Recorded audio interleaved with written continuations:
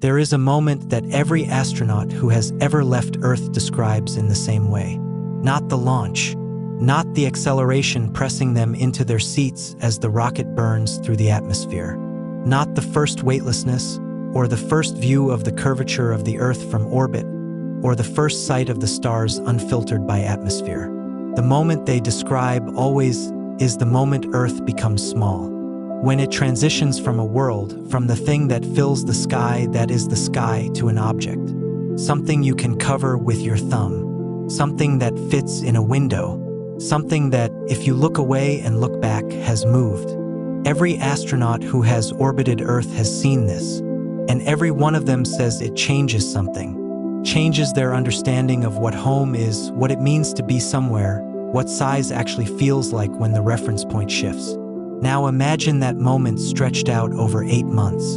Imagine watching Earth shrink not from orbit, not from a few hundred kilometers up, but from a trajectory that takes you 225 million kilometers away from it. Imagine watching that blue dot grow smaller every single day. Every morning you wake up, it is smaller than it was the night before. Every week, it has halved again in apparent size.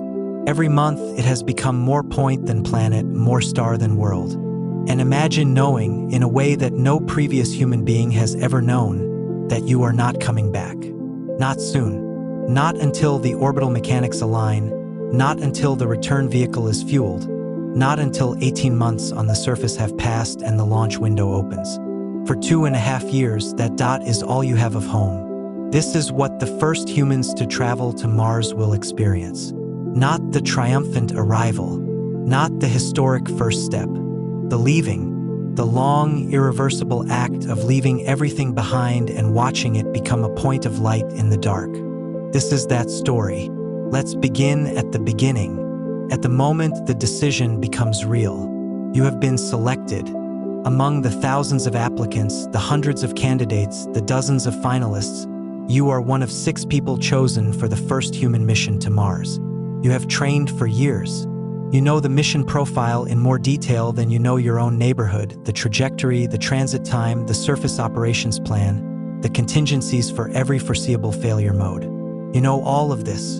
And still, the morning of launch, standing at the base of the rocket, looking up at the vehicle that will carry you away from Earth for the first time in human history, you feel something that the training did not prepare you for. The training prepared you for emergencies, for equipment failures and medical crises and interpersonal conflicts in confined spaces and the psychological pressure of isolation. The training prepared you for the technical demands of the mission. It did not prepare you for the simple fact of goodbye. Because the goodbye for a Mars mission is not like any goodbye that has ever been said before. It is not the goodbye of a deployment, where you know when you are coming back. It is not the goodbye of an extended expedition, where communication is intermittent but possible, where home is a few days away if everything goes wrong. It is a goodbye that contains, within it, the genuine possibility that it is permanent, not a high probability. The mission planners have worked for years to minimize that probability. The vehicle has redundancies. The surface habitat has backups. The medical supplies are extensive. The contingency plans are detailed. But the probability is not zero. And everyone in that goodbye knows it. The people watching from the viewing area, the people who love you and chose to be there for this moment, they know it. And you know it. And the knowledge sits in the handshakes and the embraces and the last words exchanged in a way that every ordinary goodbye in every ordinary life has never contained. You walk to the rocket. You climb the gantry. You take your seat. You begin the checklist. And at some point, at some specific moment during the countdown or the launch or the first hours in orbit, you understand that the decision is complete. The commitment has been made. You are going to Mars. The goodbye is finished. And now, for the first time, you turn and look at what you are leaving. From low Earth orbit, the planet fills your view. If you are in a window seat, and on the transit vehicle, you will spend a great deal of time at windows, you can see almost nothing else. The Earth is not a backdrop. It is the scene. Blue oceans and white clouds and the brown and green of continents, curving away in all directions. wrapping around the visible sphere in a display of impossible beauty. At this distance, 400 kilometers, the altitude of the International Space Station, you can still see individual things. Not cities exactly, not individual buildings, but the shadows of mountain ranges, the dark lines of major river systems, the rectangular geometry of agricultural land when the angle is right. You can see enough to recognize places, to know when you are over an ocean versus over land, to track the curve of a coastline.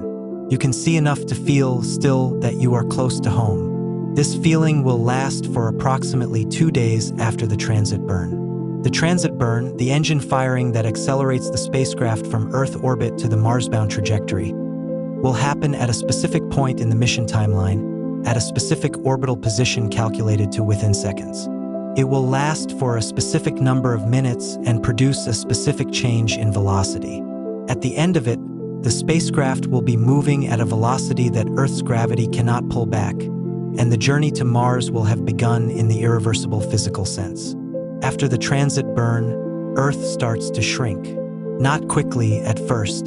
The first day, it is still clearly a planet, a sphere, clearly spherical, filling a significant portion of the window. You can still see the dark side and the light side. You can still see weather systems as distinct swirling structures. The terminator, the line between day and night, is visible as a clean arc. After 2 days, Earth fills perhaps half the window. It is smaller, definitively smaller, but still unmistakably a world. Still the largest thing visible through the glass. Still the thing your eye is drawn to before anything else. After a week, it fills perhaps a quarter of the window. After 2 weeks, you need to look specifically for it. It is still visible, still clearly a disk rather than a point, but it no longer dominates the view. The stars around it have become equally present. After a month, it is a bright disk the size of a pea held at arm's length, distinctly brighter than the surrounding stars. Still blue, still recognizable as Earth rather than just a point of light, but no longer filling the view. No longer the whole sky. After 2 months, it is smaller than a pea. Smaller than a pencil eraser, brighter than any star, but no larger than a bright planet looks from Earth's surface. If you did not know where to look, you might not find it immediately. After 4 months, halfway through the transit, it is a point of light. Just a point. Just a bright point of light among other bright points of light, distinguished by its color, its brightness, and the tiny dot of the moon visible beside it if you look carefully, but not by any visible size. Not a disk, not a sphere, a point. Everything you have ever known is a point of light in the dark. Let's talk about what happens to the human mind during this process. Because this is not just a matter of optical geometry, of a circle getting smaller as the distance increases. It is a psychological experience that every person will process differently, and that no previous generation of humans has had to navigate. The psychological research on long-duration spaceflight and isolation is extensive. Decades of studies on submarine crews, Antarctic overwinter expeditions, simulated spaceflight environments, and actual long-duration missions on the International Space Station have identified a set of psychological patterns that reliably emerge when people are confined in small groups in isolated, hostile environments for extended periods. The first pattern is called the third quarter phenomenon. In long-duration missions, the period roughly 3/4 of the way through consistently shows the highest rates of negative psychological events, mood disruptions, interpersonal conflict, decreased motivation, increased feelings of homesickness and boredom.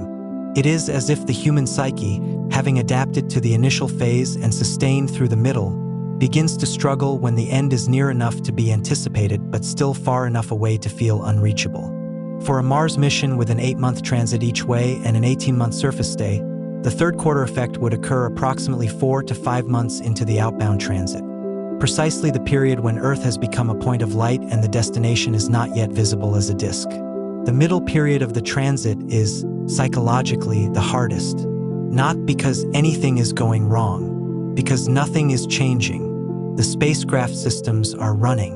The crew is healthy. The mission is on track.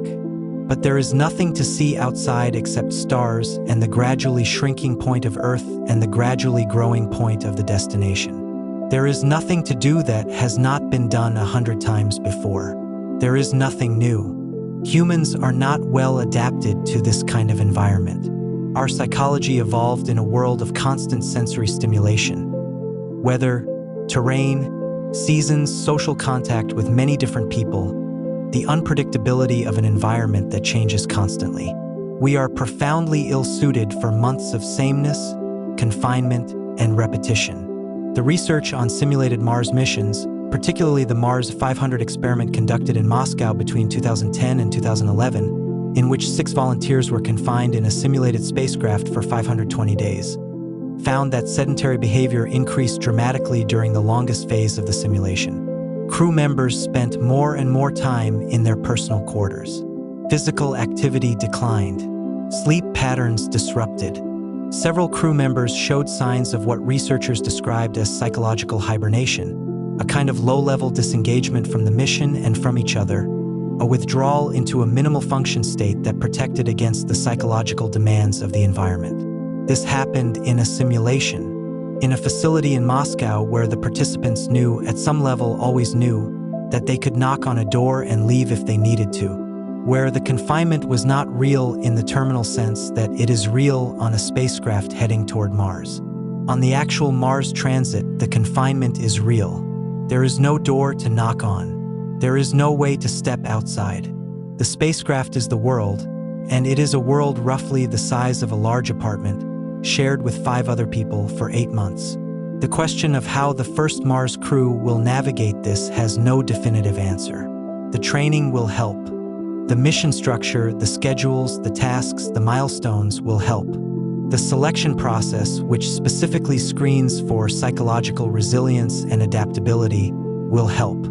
But none of these things will eliminate the fundamental psychological challenge of being in a small space with the same small group for longer than human psychology comfortably accommodates. The first Mars crew will face things that no training can fully prepare for, and they will face them as all difficult things in life are faced, with whatever internal resources they have brought with them. Let's talk about communication, about what it means to talk to someone when the words take 11 minutes to arrive. From Earth, a text message reaches your phone in fractions of a second. A phone call connects in the time it takes to dial. A video call shows you a face in real time, with a delay so small it is imperceptible. From Mars, a signal traveling at the speed of light takes between 3 and 22 minutes to arrive, depending on where the 2 planets are in their orbits. The average used for mission planning is approximately 11 minutes. This means that a sentence you speak now will reach Earth in 11 minutes. The reply to that sentence, if someone is listening and responds immediately, will take another 11 minutes to reach you. The minimum round-trip time for any exchange of information is 22 minutes. You cannot have a real-time conversation. Full stop. Not a degraded conversation, not a conversation with an annoying lag. A conversation in the true sense, in which one person says something and the other responds, and the first person replies to the response, is not physically possible at the communications delay of a Mars mission. This changes everything about what communication means. The crew will communicate with Earth through video messages and text messages and data exchanges. They will record statements and questions and send them. They will receive responses, sometimes hours later, from people whose faces they will see but whose words belong to a moment 11 minutes in the past. And for the people on Earth, the families, the friends, the colleagues, the mission support teams, communication with the Mars crew will have the same asymmetry. You send a message knowing that it will reach them 11 minutes from now. They will respond when they respond, and their response will reach you 11 minutes after they send it. In the meantime, you have no idea whether they have received your message, whether they are okay, whether anything has happened since you last heard from them. An 11-minute-old message from someone on Mars is, in a very real sense, a message from the past. The person who recorded it was alive and well 11 minutes ago. What has happened since then is unknown. This is a profoundly unfamiliar form of connection. Human relationships are built on proximity and response, the feedback loop of presence and reaction that tells us we are known, that we matter, that the other person is there. Long-distance relationships have always involved delay, but never delay of this kind. Never delay that is imposed by the physics of the universe and cannot be reduced by any technology. The Mars crew will develop new ways of communicating, more complete messages, less dependent on back and forth, more like letters than like conversations. They will learn to say everything they need to say in one message rather than waiting for a response before continuing. They will learn to read old messages for comfort, to return to recorded moments of connection as a substitute for the connection itself. And they will learn gradually to be more alone than they expected. Not alone in the sense of without companions, there are 5 other people in the spacecraft, but alone in the sense of being cut off from the larger human world in a way that has no precedent. The 6 people in that spacecraft will become, over the 8 months of transit, each other's entire world. Not because they choose it, but because the physics of communication and the geometry of space leave no alternative. Let's talk about what it means to be sick when the nearest doctor is 11 light minutes away. The crew will include at least 1 physician. Medical expertise is a core mission requirement. The spacecraft will carry an extensive medical suite, diagnostic equipment, surgical capability, a comprehensive pharmacy. The training for crew members in medical procedures is extensive because every crew member needs to be capable of assisting in medical emergencies that the designated physician cannot handle alone. But there are limits. A medical emergency on Earth, a cardiac arrest, a severe trauma, a stroke, is handled by specialists with decades of training, specialized equipment, and the support of a hospital system. Response time is measured in minutes. The full resources of modern medicine are available within the hour. A medical emergency on the Mars transit is handled by the crew with what they have. Mission control on Earth can provide advice, guidance, and psychological support, but the advice takes 11 minutes to arrive, and by the time it does, the situation has either resolved or not. The surgeon in a life-threatening emergency is the crew's physician. The operating theater is the spacecraft's medical bay. The anesthesiologist is another crew member. The surgical team is whoever else can be spared from maintaining the spacecraft during the procedure. The Mars crew will train extensively for medical scenarios. They will practice procedures on simulators, on mannequins, on each other in the case of minor interventions like blood draws and foreplacement.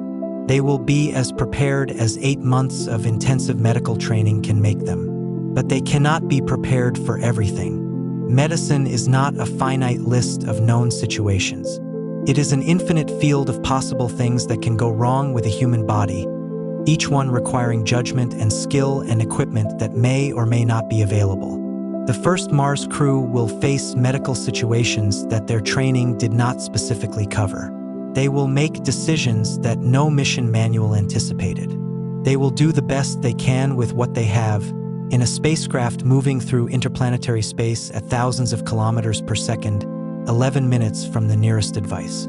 This is not a criticism of the mission planners or the medical preparation. It is a statement about the fundamental challenge of sending human beings to another planet. The risks cannot be reduced to zero. Some of them cannot be reduced below levels that would be considered unacceptable in any other context. The first Mars crew accepts these risks. They accept them with full knowledge, with explicit consent, with clear-eyed understanding of what they are agreeing to. And they accept them because they believe, as the explorers of every previous era believed, that the potential gain justifies the potential cost. But the acceptance does not make the risks smaller. It only makes them chosen. Here is a question that is rarely asked directly in public discussions of Mars exploration, but that every astronaut candidate faces in some form during the selection process. What would it mean to you if you did not come back? Not in the abstract sense of dying, everyone dies eventually, and the philosophical acceptance of mortality is a topic that humans have addressed in every culture across all of recorded history. In the specific sense, what would it mean to the people you love? What would be unfinished? What would you miss? This is not a morbid question. It is a practical one, because the mission planners are not selecting people who are unaware of or indifferent to the risks. They are selecting people who have thought seriously about those risks, understood them clearly, and chosen to accept them anyway. The psychology of this acceptance is complex and individual. Some crew members frame it in terms of purpose. The mission is important enough that the risk is worth it, and death in service of something important is not a bad death. Some frame it in terms of probability.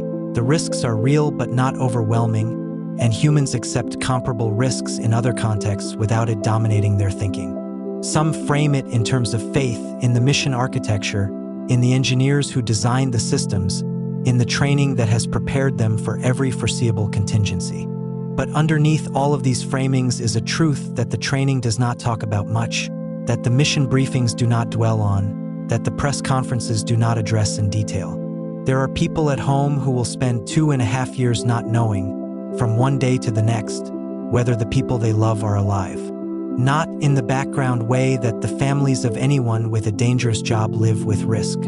In the acute, foreground, impossible-to-avoid way that comes from having a loved one in a place where any number of things could go wrong, where rescue is impossible, where the news of a catastrophe would take 11 minutes just to travel from the site of the event to the nearest person who could be told. The families of the first Mars crew will receive regular communications, video messages, text updates, mission status reports. They will know 11 minutes later that the crew was alive and well when the message was sent. But they will live for 2.5 years with a gap between the last communication and the present moment that they cannot see across. This is not a new kind of experience in its broad outlines. The families of sailors in the age of exploration waited for months, sometimes years, without news. The families of soldiers in distant wars received letters that were weeks or months old by the time they arrived. Human beings have lived with this kind of uncertainty before, but the Mars mission makes the gap precise and the risk specific in a way that is different. You know your loved one is 11 minutes away in light travel time. You know the specific risks, the specific things that could go wrong and how likely each one is. You know the exact date of the next communication opportunity. And you know that if something goes wrong, there is nothing you can do. No rescue, no way to reach them. You wait. For 2.5 years, you wait. Now let's think about arrival. After 8 months of transit, 8 months of shrinking Earth and growing Mars, 8 months of the same 6 people in the same tight space, 8 months of 11-minute communication delays and the third quarter effect and medical decisions made without specialist backup, the spacecraft approaches Mars. Mars grows in the windows the way Earth shrank behind them. It goes from a point of light to a disk to a planet to the thing that fills the view. The reddish color becomes visible, then distinct, then specific. The dark patches of volcanic rock, the white polar caps, the subtle variations in terrain that the crew have studied in maps for years but are now seeing with their own eyes for the first time. The entry, descent, and landing is the most dangerous phase of the mission. The thin Martian atmosphere provides enough friction to generate heat, but not enough to slow the spacecraft to landing speed without additional deceleration.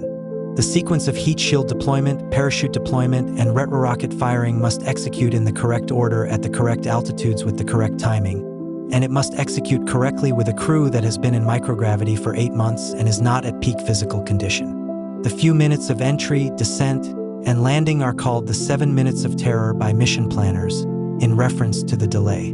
During those few minutes, the spacecraft is in autonomous mode. No commands can be sent from Earth and executed in time to be useful. Whatever happens, happens. The crew and the automated systems handle it. Mission control on Earth, receiving the telemetry 11 minutes after the events it describes, watches a landing that either succeeded or failed 8 minutes before the signal left Mars. If it goes wrong, they find out 11 minutes later that it went wrong 8 minutes ago. If it goes right, the landing struts touch Martian soil and a signal is sent. 11 minutes later, Earth knows. The crew, meanwhile, is already on Mars. The surface of Mars is not what it looks like in photographs. Photographs are flat. They show color and shape and texture, but they cannot convey the spatial experience of standing somewhere. The experience of being inside a place rather than looking at an image of it. The way the ground feels underfoot, the way the horizon curves, the way the sky looks when you are under it rather than photographing it from above. The crew will go outside, in their suits, with their life support systems, with the constant awareness that the suit is the only thing between them and an atmosphere that would kill them in approximately 90 seconds. They will step onto the Martian surface and feel the ground through the boots of their suit and look at the rust-colored landscape with their own eyes. The gravity will feel different. Mars has 38% of Earth's gravity. This is not weightlessness. The crew will be on the ground with weight, with the sense of an up and a down. But everything will be lighter than it should be. Walking will feel strange. Carrying equipment will feel strange. The body will need to recalibrate its entire sense of physical effort to a new gravitational constant. The sky is the color of a sunset that never ends. That particular rusty pink that so many Mars photographs have made familiar, but that is genuinely extraordinary to stand under. Not the blue of Earth's sky, not the black of space, but something in between, something alien, something that makes the landscape feel simultaneously more real and more impossible. The silence outside will be profound. The Martian atmosphere is thin enough that sound propagates differently than on Earth. Higher frequencies attenuate more rapidly. Voices take on a slightly flattened quality. Wind exists on Mars, but the thin atmosphere means that even a strong Martian wind produces far less sound than an equivalent wind on Earth would. The crew will hear, through their suit microphones and speakers, the sounds of their own breathing, the hiss of the life support system, the crunch of the regolith under their boots. The landscape around them will be, in the most fundamental physical sense, quiet in a way that no place on Earth is quiet. And somewhere in the sky, not always visible depending on the time of day and the dust conditions, there will be a bright point of light. Not the sun, which is smaller and dimmer than the sun seen from Earth but still identifiable as the sun. A different point, bluer, brighter than the surrounding stars, unmistakable once you know where to look. Earth, visible from Mars with the naked eye. A bright blue-white point in the Martian sky. The crew will be able to look up and see it. The world they came from. The world where everyone they love is going about their lives, 11 minutes away by light. The world they cannot reach. Let's talk about what life actually looks like on the surface. Not the dramatic moments, the first steps, the major discoveries, the emergency scenarios. The ordinary days. The texture of 18 months of living on Mars. The crew will wake up on a Martian schedule. The Martian day, called a sol, is 24 hours and 37 minutes long. Slightly longer than an Earth day, long enough that after a few weeks the crew's biological rhythms will begin to drift out of sync with an Earth-based schedule. Mission planners have worked through the implications of this drift and concluded that the crew should operate on Martian solar time, waking and sleeping according to the Martian day rather than trying to maintain an Earth-based schedule.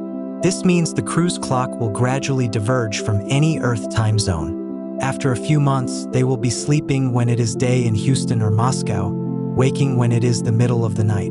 The periodic communications with home will need to be scheduled in advance, around whatever Martian time corresponds to a workable Earth time, and that Martian time will shift as the divergence accumulates.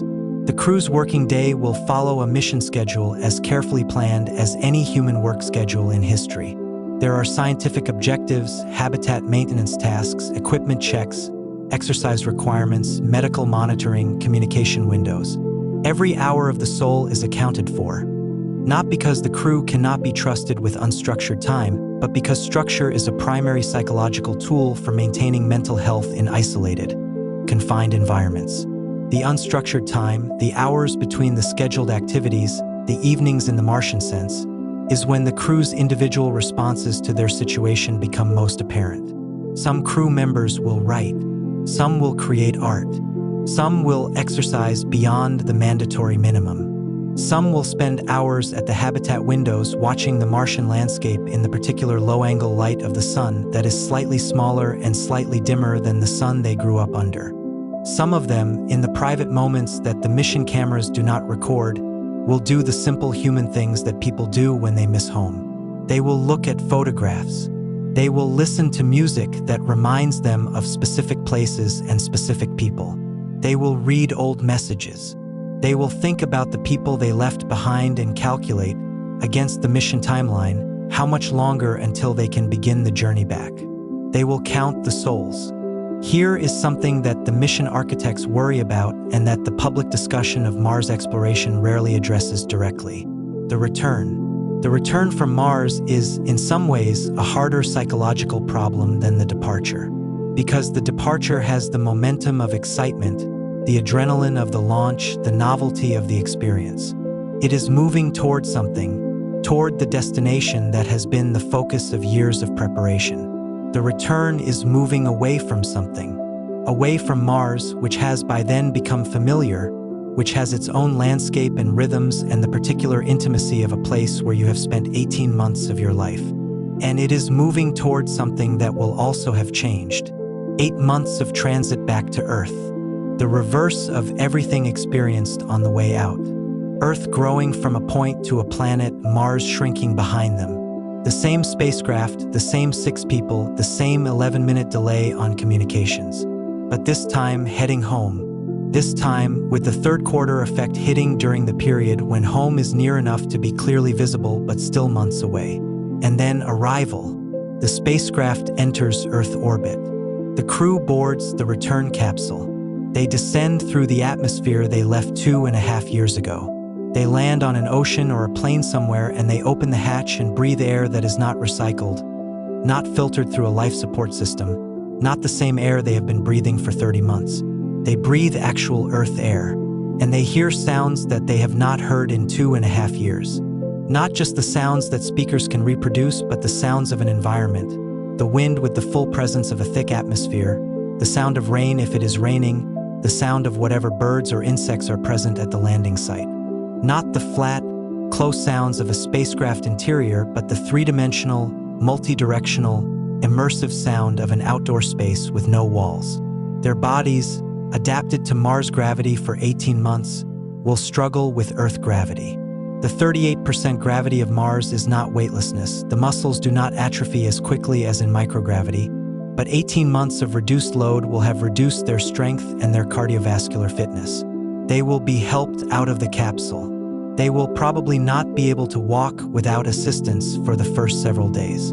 They will need weeks, possibly months, of medical monitoring and rehabilitation. Their bodies will need to readapt to the gravity they evolved in.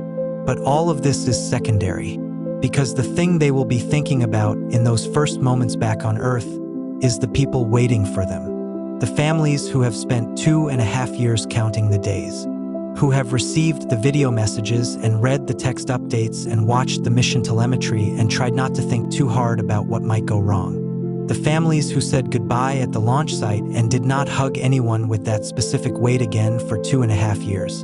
And now, finally, they do. This reunion, this specific moment, will be one of the most emotionally significant events in the history of human spaceflight.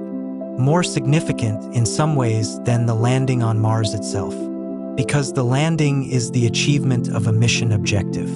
The reunion is the resolution of a human story.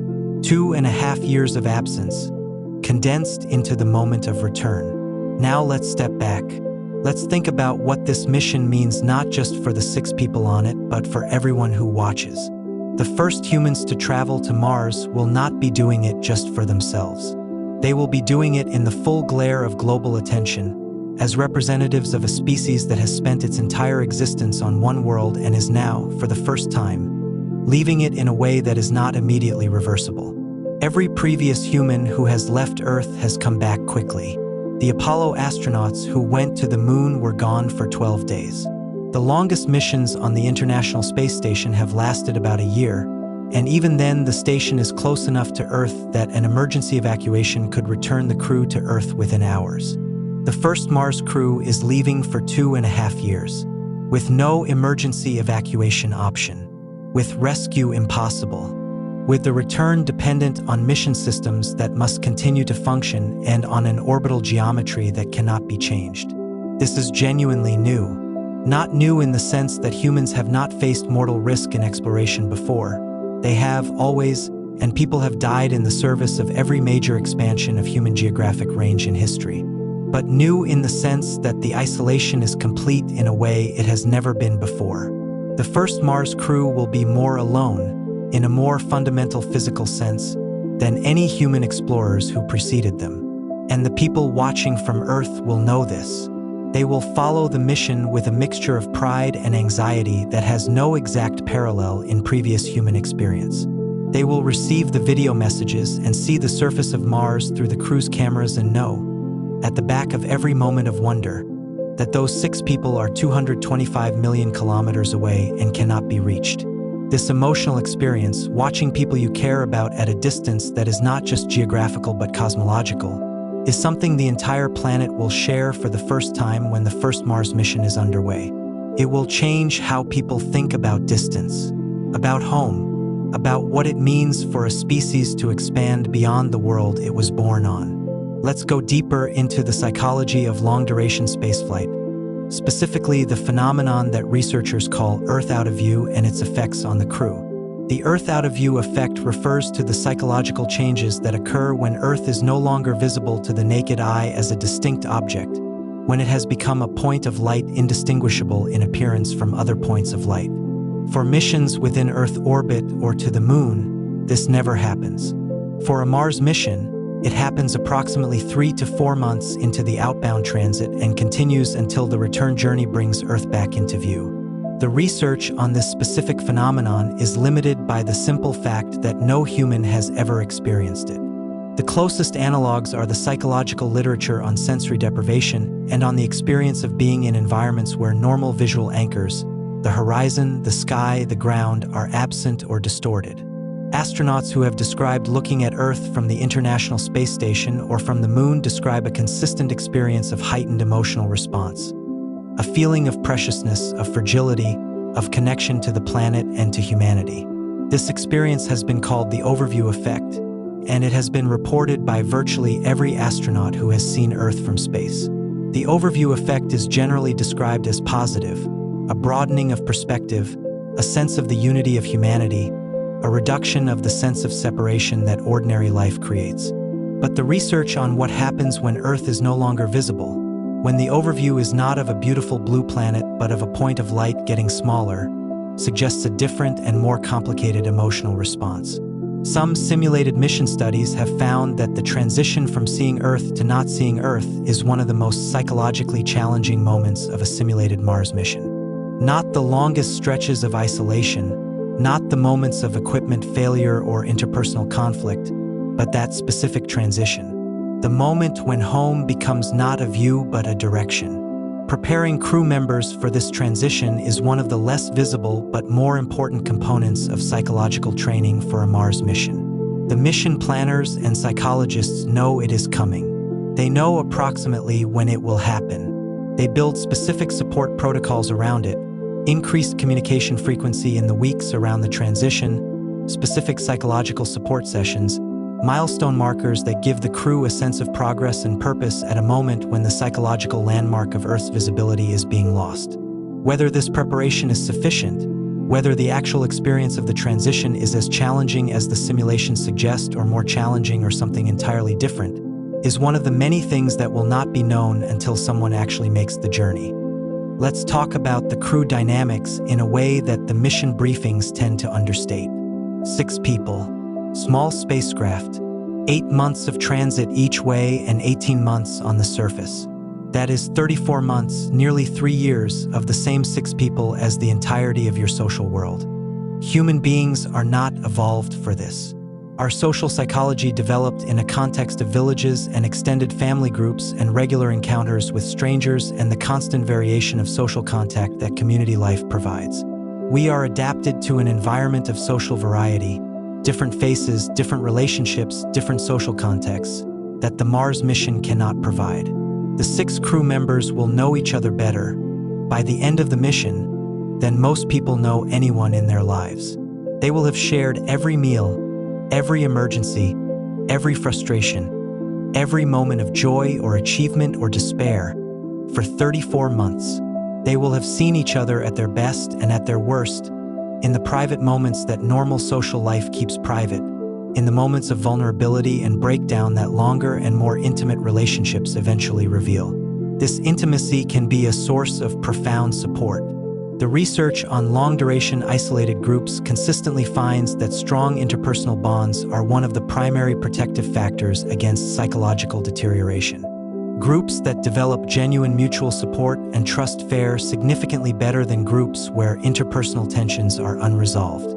But the intimacy can also be a source of significant difficulty. In a normal social environment, interpersonal conflict has a natural release valve. You can leave temporarily or permanently. You can spend time with other people. You can change the social context. On a Mars transit, you cannot. If you have a serious conflict with a crewmate, you still share a spacecraft with them for months. The conflict has nowhere to go except into the relationship itself. Space agencies take crew compatibility seriously. The selection process involves extensive psychological screening and compatibility assessment. Crews train together for years before the mission specifically to identify and resolve interpersonal tensions before they become a mission risk. The training includes deliberate exposure to stressful conditions, sleep deprivation, high-pressure scenarios, extended periods of confinement, specifically to reveal how each person responds and how the group functions under pressure. Despite all of this preparation, the mission psychologists fully expect interpersonal conflicts to occur. Their goal is not to prevent all conflict, that is impossible, but to equip the crew with the skills to manage conflict constructively when it arises, to prevent small conflicts from becoming large ones, to maintain the interpersonal functioning of the group at a level that keeps the mission safe and the crew psychologically intact. What the training cannot do is replicate the actual conditions of a Mars transit. The 2.5-year duration, the real stakes, the genuine impossibility of leaving, these cannot be fully simulated. The training is the best possible preparation. The mission will test whether it is sufficient. There is a philosophical dimension to the Mars mission that most of the technical discussion does not address, but that the crew members themselves think about because they are human beings and human beings think about the meaning of what they do. The first humans to land on Mars will be the first of their species to stand on another world with the reasonable expectation that their species will follow. The moon landings were extraordinary, but they did not result in permanent human presence on the moon. They were visits, extraordinarily challenging and historically significant visits, but visits. The first humans went, accomplished what they came to do, and came back. The Mars mission is designed, in its architecture and in its purpose, to be different. Not a visit to Mars, but a beginning. The first step of what the mission architects hope will be a permanent human presence on Mars, growing over decades and generations from a small outpost to a settlement to something larger. This gives the first crew members a specific historical weight that is different from any previous exploration mission. They are not just going to Mars. They are going first so that others can go after them. They are accepting the highest risks so that subsequent missions can be safer. They are the ones who will find out what goes wrong so that the next crew can avoid those specific failures. They are, in the oldest sense of the word, pioneers. And the word carries its own weight because pioneers are remembered for what they made possible, not always for what they themselves achieved. The first people across the Appalachian Mountains are not household names. The first people to cross the Great Plains, the first to settle the Arctic coast, the first to overwinter in Antarctica. Most of their names are not widely known. Their journeys were real, and their difficulties were real, and their courage was real. But what they made possible, the opening of a space that others then inhabited, is the thing history records. The first Mars crew may be the most famous humans in the history of their species at the moment they land. Or they may be footnotes, remembered as the first of many, the beginning of something whose later chapters overshadow the opening. Either way, they will have been there. They will have stood on another world and looked up at the sky and seen, in the place where the sun was when they left, a blue-white point of light that used to be home. And they will have chosen to go there knowing all of this. Let's come to something more immediate, more personal than the geopolitical and historical significance. Let's talk about what it means to miss something. Everyone has missed someone or somewhere. The particular ache of being away from home when home is where you want to be. The way a specific smell or sound can produce, without warning, an overwhelming sense of the place or person associated with it. The way certain memories become more vivid in the absence of the thing they belong to. On a Mars mission, this experience, which is universal and which every culture across human history has words for, operates at a scale that has never been experienced before. You cannot go home on a weekend visit. You cannot call the people you miss and hear their voices in real time. You cannot step outside into the specific air of the place you come from. The simplest things, a particular food, the smell of rain on a specific kind of soil, the sound of a city you know well, the particular quality of light at a certain time of day in a certain place are inaccessible. Not temporarily, for 2.5 years. Astronauts on the International Space Station describe homesickness as one of the defining psychological experiences of long-duration spaceflight. Not debilitating in most cases, but persistent and real. The specific things they miss are often mundane: a particular restaurant, a park where they used to run, the sound of their children playing. The extraordinary environment they are in does not eliminate the longing for the ordinary one they left. On a Mars mission, the distance makes this ordinary homesickness into something more profound. The International Space Station is close enough to Earth that astronauts can see it below them, can identify continents and weather systems, can see the ocean from which they are not so impossibly far. The connection to home is maintained visually, even when it cannot be maintained physically. On a Mars mission, home is a point of light. The specific quality of that experience, of having everything familiar reduced to a single pixel in the blackness of space, is something that will only be known to the crew who actually makes the journey.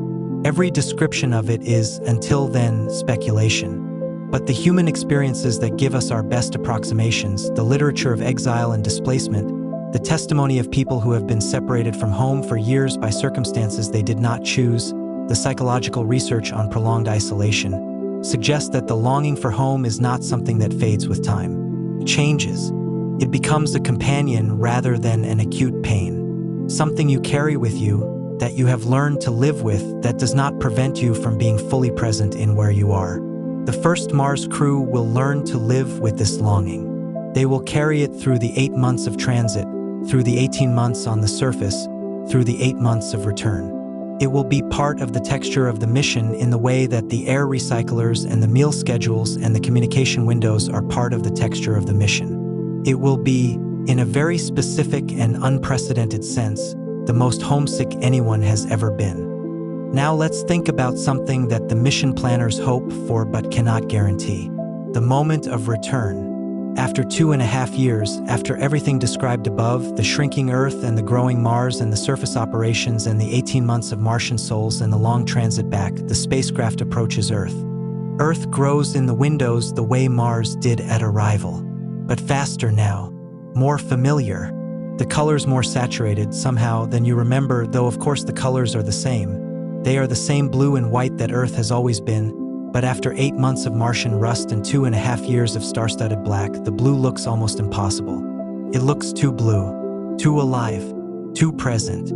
You are looking at the world you came from, growing larger every hour, and the feeling that the psychologists have tried to prepare you for, the return shock, the readjustment to the knowledge of Earth as a habitable world rather than a destination in the abstract, is exactly as they described it and nothing like how they described it. Because you can feel it now in a way that words never conveyed. You can feel that you are going home, and you understand, in a way that you could not have understood before you left, what home means. Home is not a place. Not really.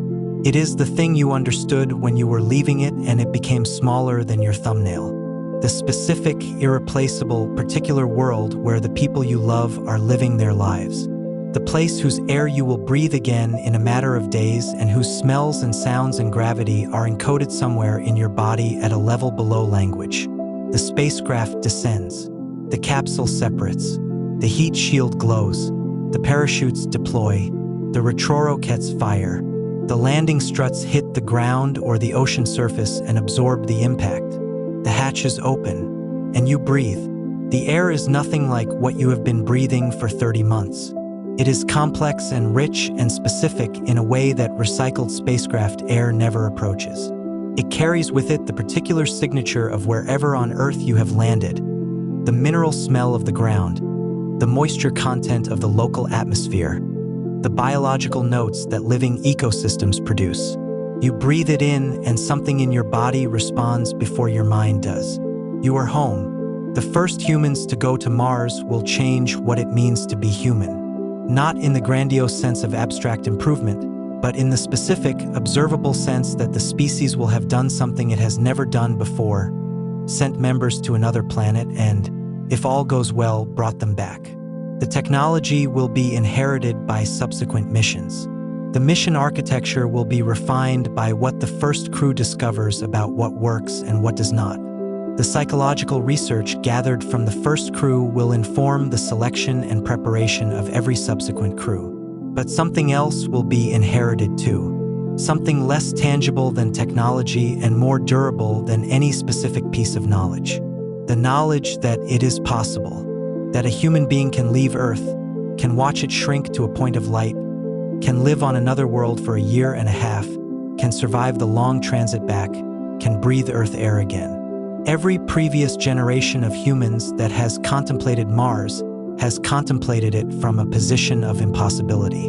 The trip was too long, the technology too immature, the challenges too numerous and too severe. Mars was a destination for the imagination, not for the body. The first crew changes this. Not the second or the fifth or the 100th. The first. The crew that makes the journey when it is still maximally uncertain, when the technology is newest and least proven, when the medical protocols are based on simulations and analogs rather than actual Mars missions. The first crew goes when it is hardest. And because they go, everyone who comes after goes when it is slightly less hard. And everyone after that, slightly less hard still. Until, at some point that none of us now living will see, going to Mars is not the most demanding thing our species has ever attempted, but simply the thing some people do. The way going to Antarctica is, now, not the most demanding thing humans attempt, but simply a journey that certain kinds of scientists and explorers make. The first crew starts this. They go first so that, eventually, going is ordinary. This is what pioneers are for. The night sky above you right now contains, if you know where to look, a reddish point of light. In most seasons, from most of the northern hemisphere, it is visible somewhere in the sky, slightly brighter than the surrounding stars, with a distinctive warm color that sets it apart. That is Mars, a world the size of half of Earth, currently somewhere between 56 million and 401 million kilometers away depending on where the two planets are in their orbits. A world of rust-colored plains and the largest volcano in the solar system and canyons that would swallow the Grand Canyon the way the Grand Canyon swallows a footpath. A world with a thin atmosphere of mostly carbon dioxide, surface temperatures that swing from -70 degrees at night to +20 degrees in the afternoon, and dust storms that can cover the entire planet for months. A world where the sunrise looks different, where the sun is smaller and dimmer, where the sky is the color of a sunset that never changes. A world where, in some decade or other, 6 human beings will land and breathe recycled air and look up at the Martian sky and find, among the points of light, the specific bright blue-white one that is Earth. They will not know which family members are asleep and which are awake. They will not know what is happening in the cities and the towns and the particular places that the word home means to each of them. They will know only that it is there, that the people they love are on that dot 11 light minutes away going about their lives. And they will know something else, something that the training told them they would feel but that the training could not actually deliver. They will know that they are doing this for those people, for the people on that dot, for the species that lives on that dot, for the future of a species that began on one world and is, slowly, impossibly, one 6-person mission at a time, beginning the process of becoming something that lives on more than one. They will know that the leaving was for the people left behind, and they will wait in the knowledge that the returning is also for them. Sleep well.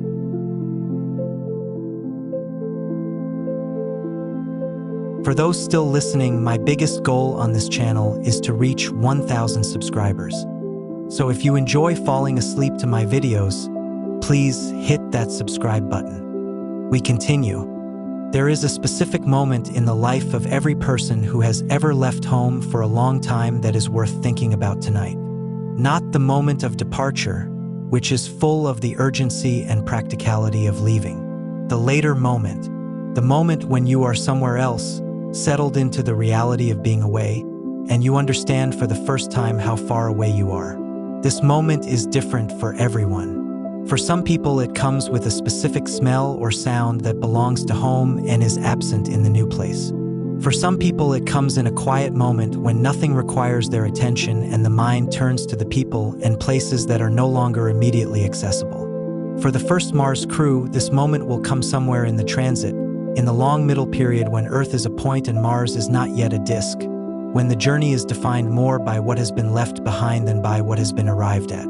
In that moment, in the specific human experience of being far from home with the full weight of that distance understood, the crew will feel something that everyone has felt and that no distance has ever made routine. They will miss home, not in a way that prevents them from continuing, not in a way that compromises the mission, but in the deep, ordinary, universal way that humans miss the things they love when those things are not present. They will miss home, and somewhere on that tiny blue point of light growing smaller behind them, the people they love will miss them too. That ordinary human fact, that bidirectional missing, that specific ache of separation that is also a kind of connection, will be the most human thing about the most extraordinary journey our species has ever made. Sleep well.